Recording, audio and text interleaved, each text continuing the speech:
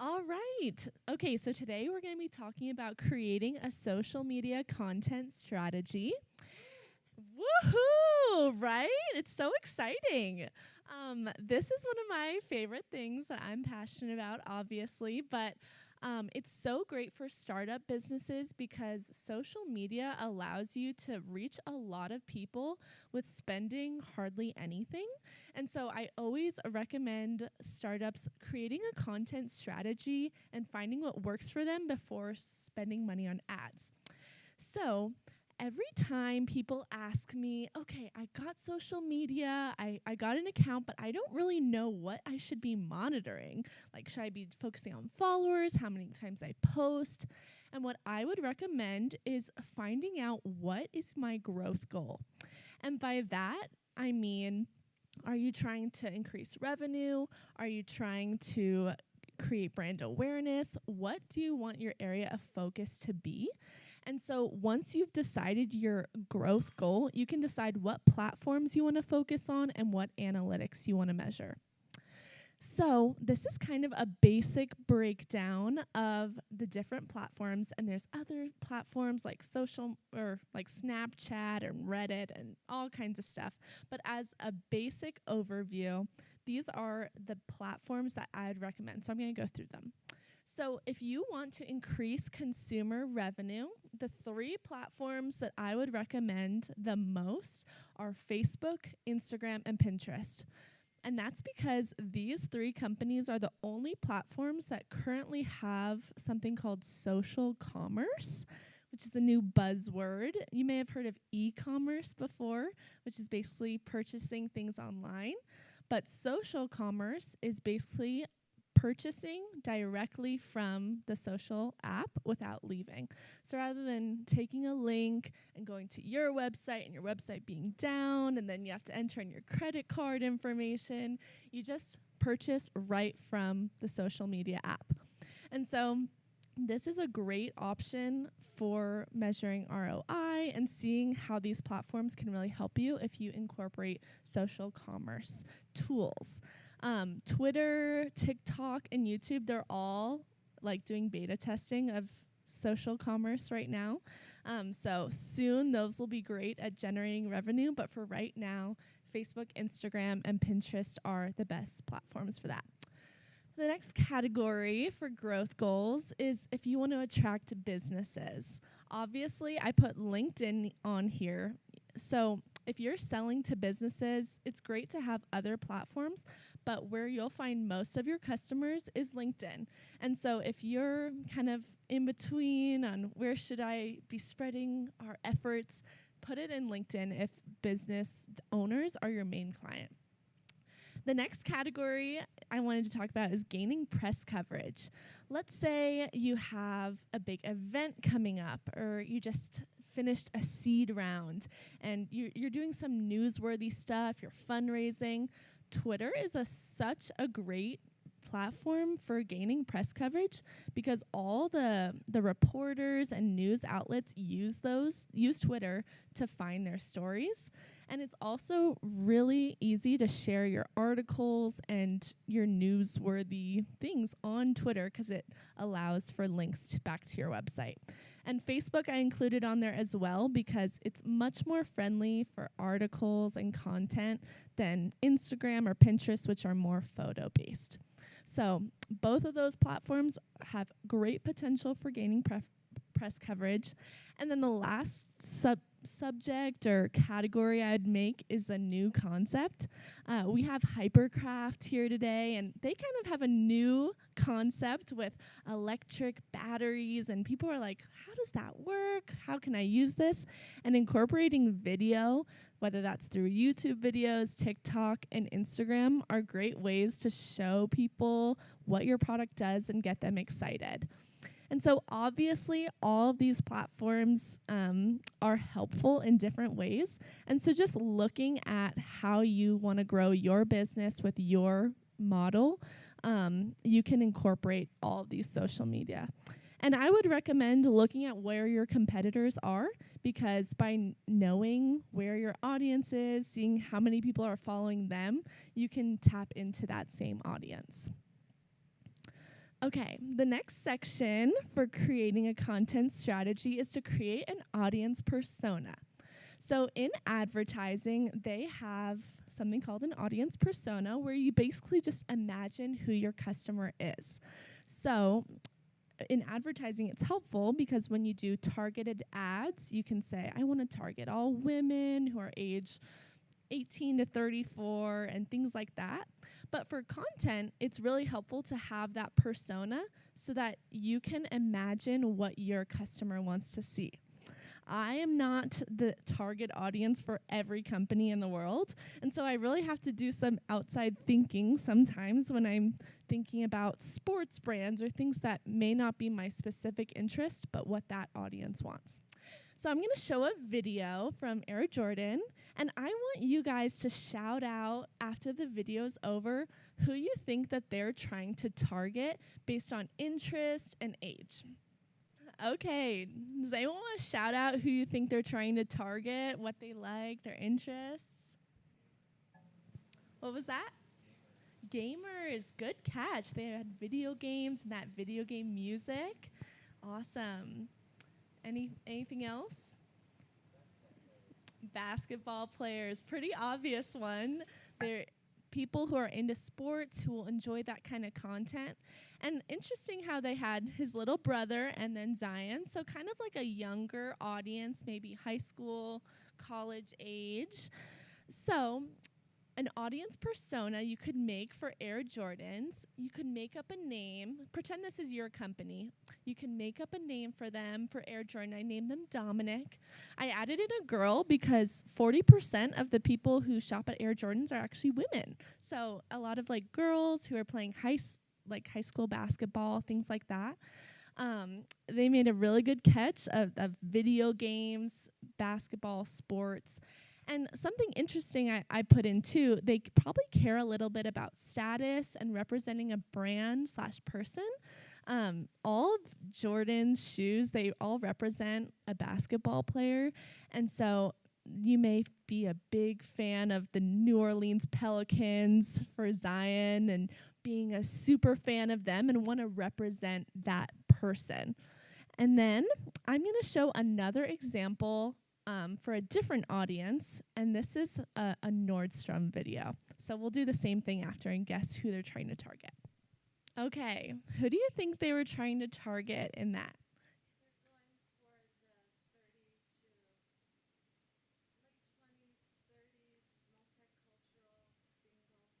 Yeah, 30s, 20s, kind of like that, a young professional maybe.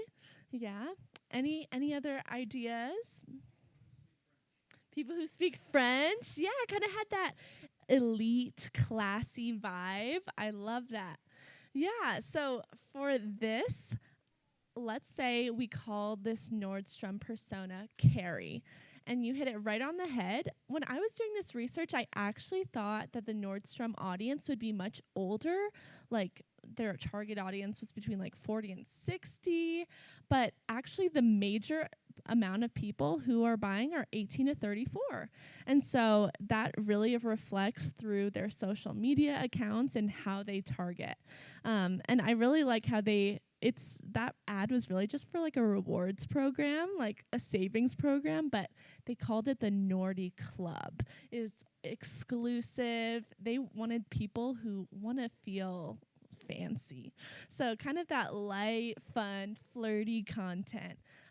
So if you were a man or someone that doesn't fit this exact audience persona, you can imagine someone in your life who's kind of like this Carrie and make content based off that.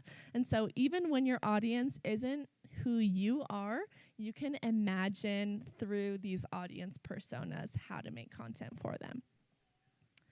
Okay, so these are actual pictures of Jordan and Nordstrom's Instagram.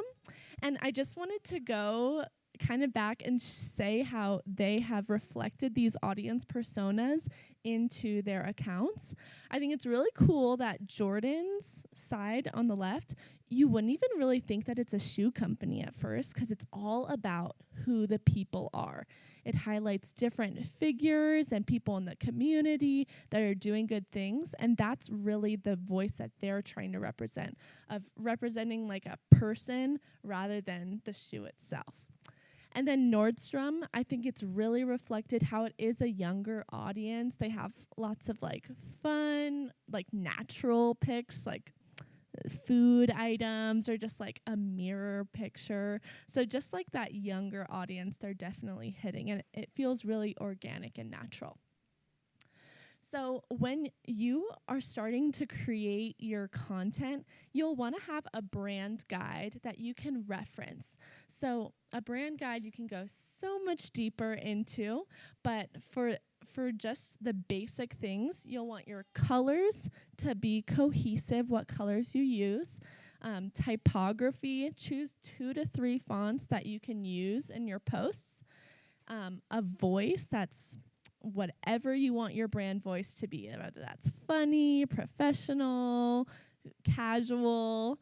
And then images. What types of images will you use? And then like what filters. So if we go back, we can see that Jordan, they used pretty much like red, white, black, and like some chromatic colors. And then Nordstrom has that yellow a lot consistently throughout their feed.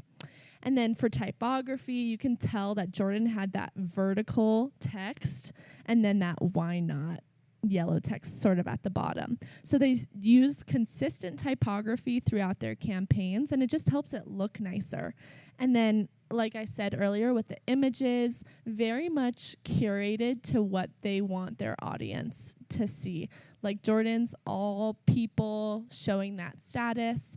And so it's really apparent that they have been following a brand guide of some sort, but to us and an untrained eye, you might just think, oh yeah, they just threw up whatever that day. So creating a brand guide is super helpful to give your brand a professional look. So creating a content calendar is something that can really help you stay organized. What I do is I just make a calendar just like this. I use it in Google Calendar. It's nothing special, but it's just to get my thoughts organized. I typically do it a month at a time, and I look at what events do I have coming up this month? Do we have a big sale? Is it a holiday? And then kind of building your content around that.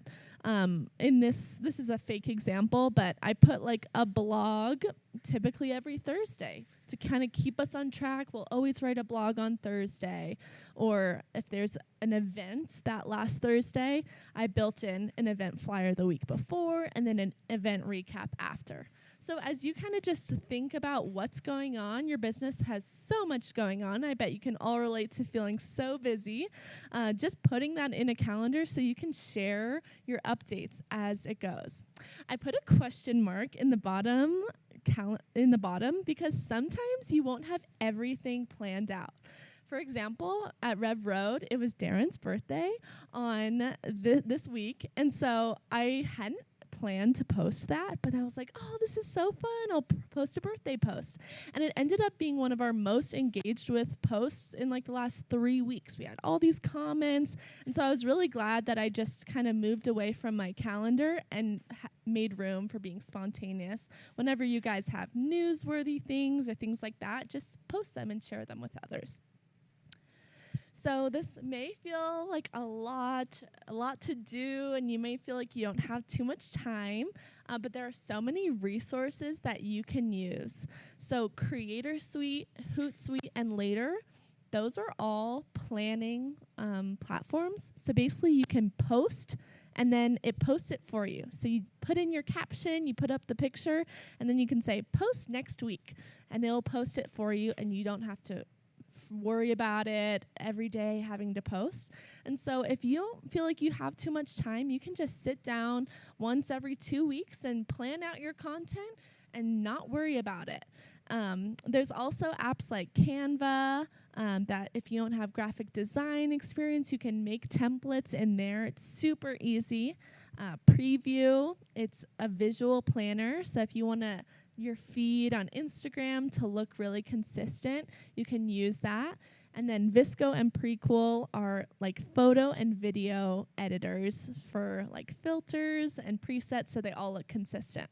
So I'll be sending this out in the follow-up review email for you guys.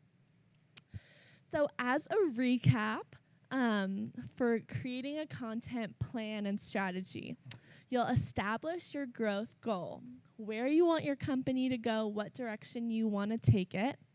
You'll research the social media platforms based on that goal that help align you with reaching that goal. You'll be looking at analytics that help you reach that. And then you'll create an audience persona to get the creative juices flowing.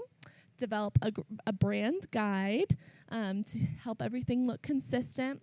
Create your content calendar and then use creator tools. So you may be wondering what your first post should be, or if you need an idea. And we have our entrepreneurship competition. The deadline is next Saturday. So if you guys are feeling really in the social media mood, you can get out your phones and you can share this most recent reel on our feed. It's about eComp, or you can tap on that eComp highlight that's circled and then screenshot the flyer and share that on your story. So if you want to do that, you'll be entered to win 2 tickets for a chocolate tasting. So who wouldn't want that? So tag RevRoad and you'll be entered to win. So that is all. I probably have time for like one or two questions. So if anyone has one that they want to ask. So you touched on brand voice just quickly. When it comes to the platform you're using, I feel like it's important to adjust that brand voice for the demographic that you're speaking to. So on Facebook, it might be a little bit more casual, whereas if you're on LinkedIn, it's going to be more data-driven and academic in the way that the voice is. Do you have any tips on how to, while doing the segmentation, ensuring that your brand voice is still kind of consistent and sounds like you?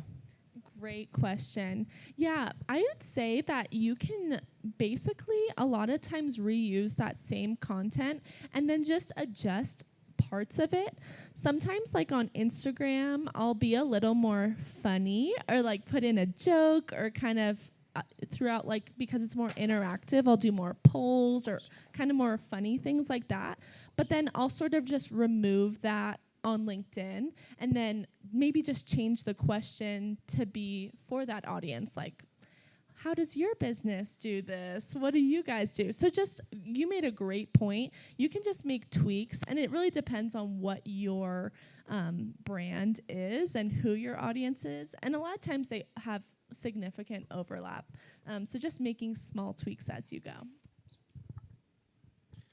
Do you have any tips for engagement with other accounts that might be, people you want in your pipeline or, potential partners or et cetera? Yeah, great question. I would simply just follow all the people that you want to be doing business with, and then always like comment on their posts, say, this is awesome, like their stuff. We have like a few companies that do that with RevRoad, and I always notice them and I remember their name. And so if you just spend like 10 minutes a day scrolling through your business profile and interacting with vendors or whoever you want to be working with, they'll naturally notice you as you're interacting with them more.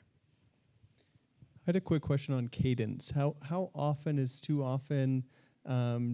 Is it tailored to your audience? Younger crowd may want more engagement, so you do more. What's your reaction to cadence? Yeah. And so I would say that kind of goes back to growth goal in a way. Like on Instagram, when you're launching a new product, you can be posting every day so that you're growing an audience. If it's LinkedIn, for the LinkedIn algorithm, you really only have to post once a week for the engagement to be the same. So I would say, like, if LinkedIn is where you're at, once a week is like a good amount. A lot of times posts, people won't see every post. So the more the better. I think stories are a really good way. If you don't have enough content, you can post LinkedIn or Instagram or Facebook stories so that they're getting like a daily reminder, but it's not like, this is too much. So I would say that like 1 to 3 times a week is like a good sweet spot. About like 50% of businesses post every single day. So you will be, if you're not keeping up, you do kind of get drowned out by competition. So look at what your competitors are doing too. All right.